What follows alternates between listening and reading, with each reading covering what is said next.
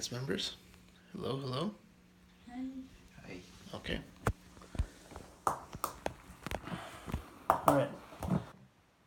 I want to talk a little bit to you guys about the way soccer has influenced the world throughout history.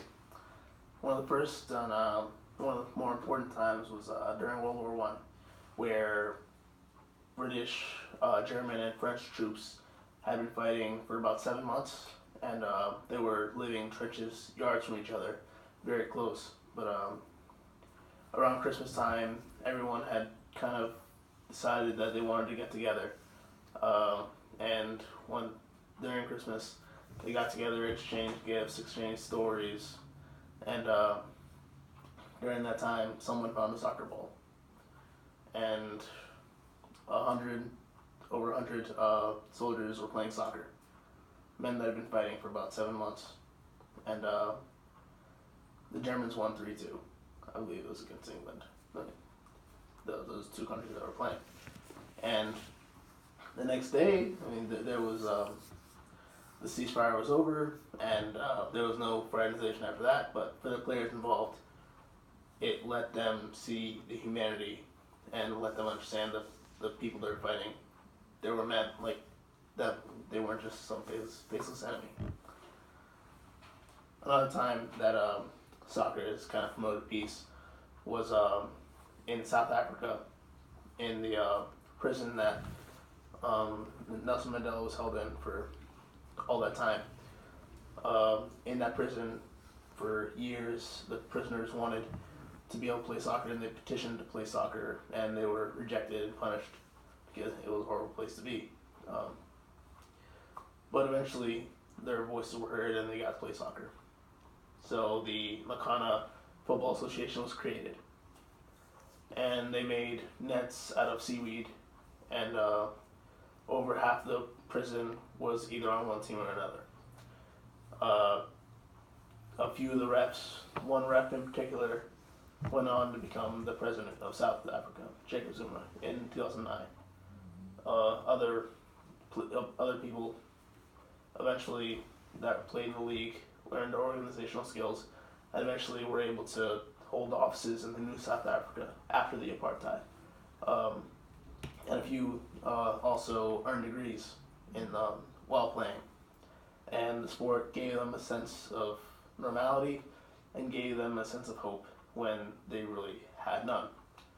And it improved the South Africa as a whole.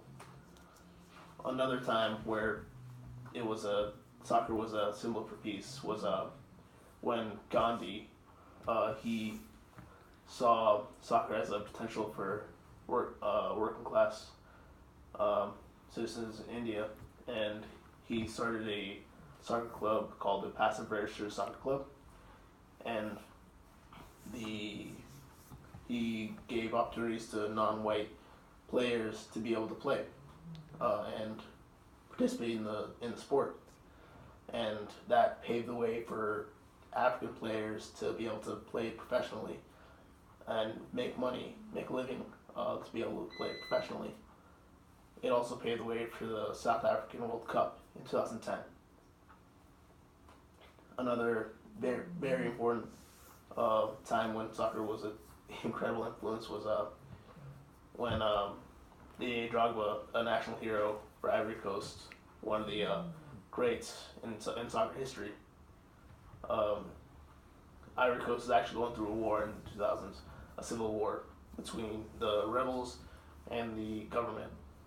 And during one of the World Cup qualifiers for Ivory Coast, Didier Drogba, after the game, he kneeled down in front of the camera and begged for peace. He begged for them to stop fighting.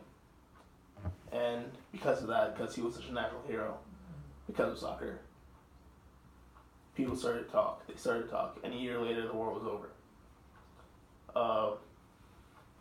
During that time, another game was played where the leaders of the rebels and the leaders of the government got together for the first time, and Didier Drogba scored the final goal of 5-0 win over Madagascar.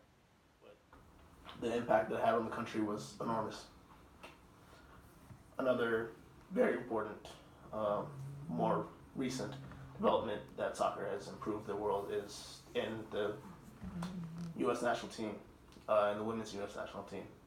It's been ranked number one for a few years now, and the presence of that national team has inspired other countries to be able to give the women in the country a chance to play, particularly in third world countries where women don't really have much opportunity at all.